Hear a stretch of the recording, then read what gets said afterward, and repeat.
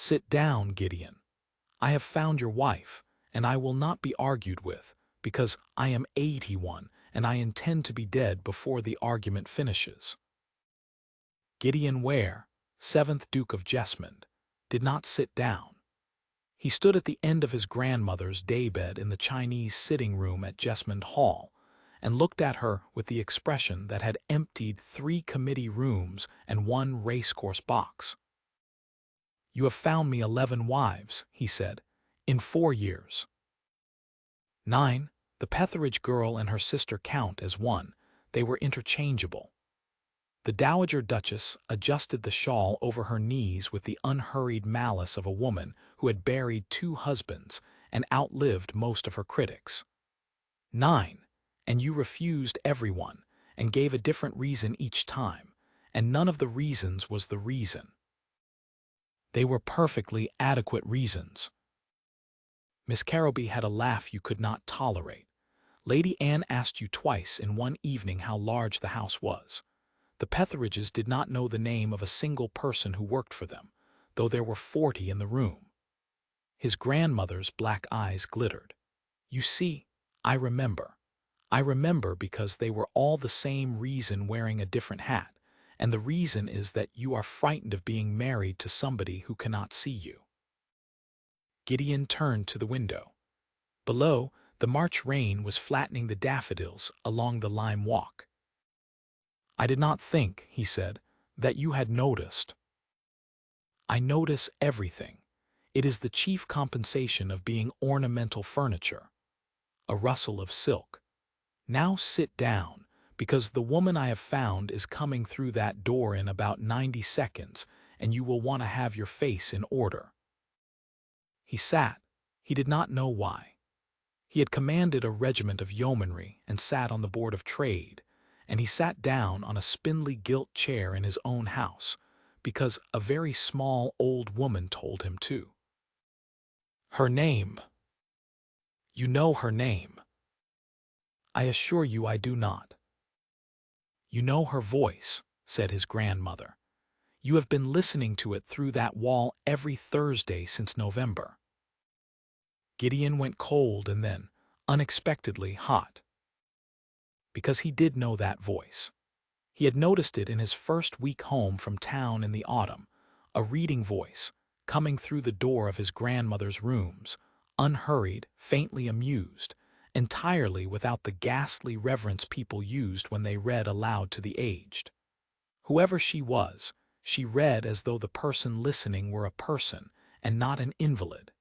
She stopped to argue. Once he had heard her say, quite clearly, "That is nonsense, ma'am. The man never went to Naples at all. He made it up to sell copies." And his grandmother had laughed until she coughed. He had stood in that corridor on 3 separate Thursdays, with a letter in his hand that he had no intention of delivering, listening. "Grandmother," he said, "your companion. My reader, Miss Clemency Prine. She is your employee. She is a clergyman's daughter with £112 in the 4% and no connections whatever," his grandmother agreed placidly. "She came to me in November because her father died and the living went to a cousin who wanted the house by Lady Day. She has been in this room every day since, and Gideon," and here the old woman's voice changed, and lost every trace of mischief, "she is the only person in 20 years who has treated me as though I were still in the world, including you." Gideon had no answer to that. It was true. The door opened.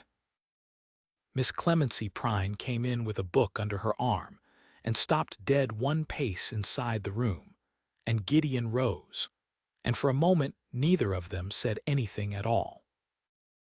She was not beautiful in the way the 9 had been beautiful. She was small and brown and neat, in a gray merino gown that had been turned at least once, with ink on the middle finger of her right hand, and a great deal of dark hair insufficiently subdued. What she had, and what the 9 had not had, was that she looked at him directly, a swift, thorough, entirely unfrightened look. And then, taking in the gilt chair and the shawl and the arrangement of the whole room, went pale. "Ma'am," she said, "what have you done?" "Sit down, child." "No, ma'am, I don't believe I will." She did not raise her voice. "You have told him something. I can see it in the furniture." "I have told my grandson that he is going to marry you." The silence that followed was one of the worst of Gideon's life, and he had stood at 2 funerals and 1 court-martial. Miss Prine set the book down on the table with great care, as though it might otherwise be broken. "Your Grace," she said to him, not to his grandmother, "I did not know. I want that said before anything else is said. I have taken no part in this, and I would not have permitted it." "I believe you," Gideon said. "You cannot possibly believe me. You have every reason to think I have spent 4 months reading Cowper aloud in order to be sitting in this chair." Her chin came up. Her hands, he noticed, were shaking, and she had folded them in front of her to stop it. "It happens to be untrue, but you cannot know that, so I will spare us both and go and pack." "Nobody is packing," said the Dowager Duchess. "Ma'am, with the greatest respect and considerable affection, you have ruined me." Miss Prine's voice cracked for the first time. "Do you understand what you have done? Whatever he says now, in a week the housekeeper will have it, and in a fortnight the county, and it will be that the old lady's companion set her cap at the Duke of Jesmond and was sent off. I cannot get another place with that behind me. I have no father to go home to. I have £112 and a character, and you have just spent the character." Gideon watched his grandmother's face, and saw, for the first time in his life, that she had genuinely not considered it. "Oh," said the old woman, very quietly. And Gideon Ware, who had refused 9 women in 4 years, heard himself speak. "Miss Prine," he said, "will you walk with me?" She looked at him, as though he had suggested she walk into the river. "That is the worst possible thing you could do." "Probably." He picked up her book and offered her his arm.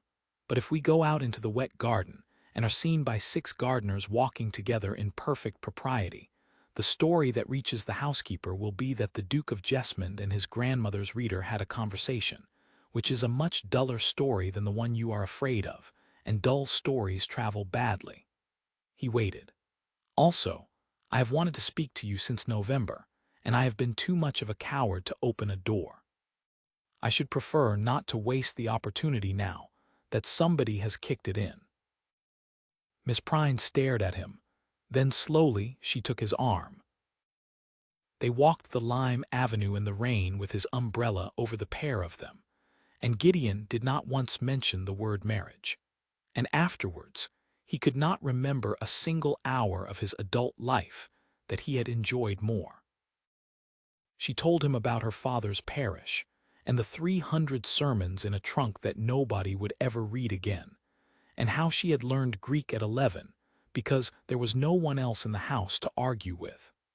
He told her about the 9 brides, badly at first and then honestly, and she laughed at the Petheridges and then stopped laughing. "You did not refuse them for their laughs," she said. "No." "Why then?" The rain came off the umbrella in a steady curtain. Somewhere a blackbird was insisting on spring. "Because my father married a woman who admired him," Gideon said. "Admiration is not the same as regard. She admired him for 19 years and never once contradicted him, and he died believing himself universally loved, and I stood at the graveside and watched my mother's face and understood that she had been lonely in that house from the day she entered it." He looked ahead down the avenue. "I have a house with 60 rooms, Miss Prine. I am not prepared to be lonely in it in company. Alone is preferable. It is at least honest." Beside him, she was quiet for a long moment. "That," said Clemency Prine, "is the least dull thing anyone has said to me since my father died." The dull story did not travel exactly as he had predicted. Something else traveled instead, slower and far more dangerous: the truth. Through April and May, Gideon rearranged his life around a door. He came to his grandmother's rooms on Thursdays and then on Mondays, and then, having abandoned the pretense, on most days at 4 o'clock. And he sat in the gilt chair with his long legs in everyone's way and listened to Miss Prine read, and interrupted, and was interrupted. They fought about Cowper. They fought about the Corn Laws. They fought, memorably and for 3/4 of an hour, about whether it was worse to be pitied or to be feared, and his grandmother fell asleep in the middle of it and woke at the end to say, "He is wrong, my dear, keep going." "You are not reading to me," the old woman observed one evening, when Miss Prine had gone down. "You are courting each other over my body like a pair of rooks on a chimney." "You engineered it, ma'am. You may not now complain of the draught." "I am not complaining. I am dying, which is different, and I should like to see it settled first." She said it lightly. Gideon did not find it light. She had been thinner since Easter, and the coughing came earlier in the evenings now. "Ask her, Gideon." "She will refuse me." "Naturally she will refuse you. She is a clergyman's daughter with £112. She will refuse you for your own good, which is the most maddening kind of refusal there is." His grandmother's hand closed over his. "Ask her anyway, and when she gives you her reasons, be so good as to listen to them instead of overruling them. That was your father's whole trouble. He never lost an argument in his life, and he never won a person." He asked her on the 11th of June, in the long gallery, with the west light coming down through 40 feet of window onto the portraits of 6 previous Dukes of Jesmond, all of whom, he was aware, would have disapproved. She refused him, and she gave her reasons, and he listened. "You would be laughed at," she said. "Not to your face. You are too large and too rich to be laughed at to your face. Behind your hand, for years, a Duke of Jesmond who married out of his grandmother's sitting room." "Go on." "Your tenants will call me the reader. Your sisters will be gracious to me, which is worse than rudeness, and I shall have to be grateful for it." Her voice was quite steady. Only her hands betrayed her, gripped hard in the gray merino. "And in 5 years, when the shine is off it, you will be at some table in London, and a beautiful woman with 8,000 a year will ask you a clever question, and you will remember that you might have had that, and you will look at me across the candles and be perfectly kind about it, and I would rather be dead than see it. There. Those are my reasons." Gideon considered them properly, which took a while. "The first is true," he said at last. "I will be laughed at. I find I do not mind. I have been feared for so long that laughter would be a change of air. The second is true, and I will put a stop to it, because a duke can put a stop to a great deal if he is consistent and does not tire. My sisters will be gracious for 1 season and afraid of you by the second, and I shall enjoy watching it happen." He stepped nearer. "The third is not a reason. It is a fear, and it is not even your own. It is my mother's, and you have caught it from listening to me talk about her." Clemency Prine's breath went out of her. "Because the clever question at the London table," he went on, "is the thing I have been starved of, and you are the only person in England who asks me one. Not the 8,000 a year, the question. I have sat in that gilt chair for 11 weeks being contradicted, and I have not been lonely for a single hour of it, and I am nearly 40, and had begun to think that was simply how a man of my rank lives." He held out his hand, palm up, and did not touch her. "I am not asking you to be a duchess. I can hire a duchess. I am asking you not to leave me in a house of 60 rooms with nobody in it who will tell me I am wrong." She looked at his open hand for a long time. "You would have to bear my father's sermons," she said unsteadily. 300 of them. I will not put the trunk in the attic. There is a shelf in the library at eye level. And I shall want the small parlor with the south window, and no one is to come into it without knocking, including you." "Including me." And your grandmother stays where she is, in that room, with the fire lit whether the doctor likes it or not, until her voice failed. Until, Gideon agreed gently. Clemency put her hand in his. And then, because she was braver than he was and always had been, she was the one who closed the last of the distance, and he bent his head, and the 6 previous Dukes of Jesmond looked on from their frames and were not consulted. They were married in August in the Jesmond chapel, which held 90 people and contained, by his particular instruction, 41 from the estate and household, and only the rest from the county. The Dowager Duchess was carried in on a chair, and wept without the slightest embarrassment, and told the bishop, audibly, that she had arranged the whole thing, and expected to be thanked in the sermon. She lived until February. Clemency read to her every day of it, and on the last afternoon Gideon sat on the other side of the bed, and held his grandmother's hand, while his wife read Cowper aloud in that unhurried, faintly amused voice, and stopped once to say that a particular line was nonsense. "Keep going, my dear," the old woman said. "He is wrong." "He is very often wrong, ma'am." "Yes, a ghost of the old glitter. But you married him anyway, and I take the credit."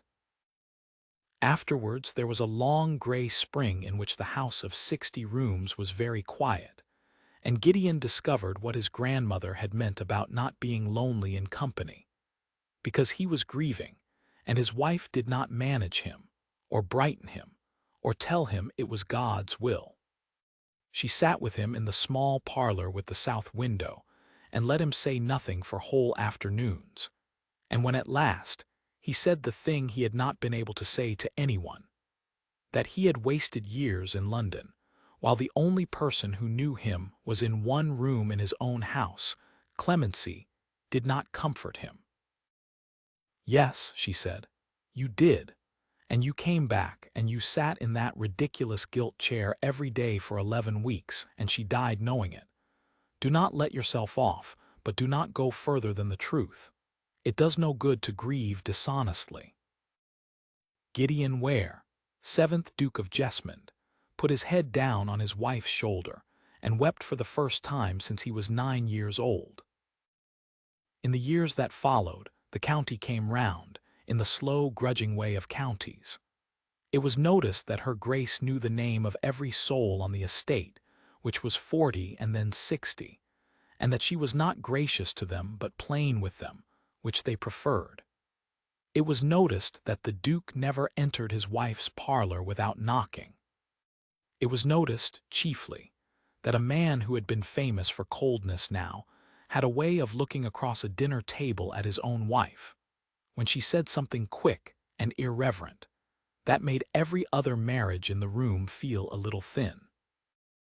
He never troubled to explain it, but once, when a young cousin newly out and full of the season asked him how a Duke of Jesmond had come to choose as he did, Gideon glanced down the table at Clemency, who was arguing with the vicar about Naples. "9 women were presented to me," he said. "The 10th was not presented. She asked me a question I could not answer, and I have spent my life since trying to deserve the chance to keep hearing them.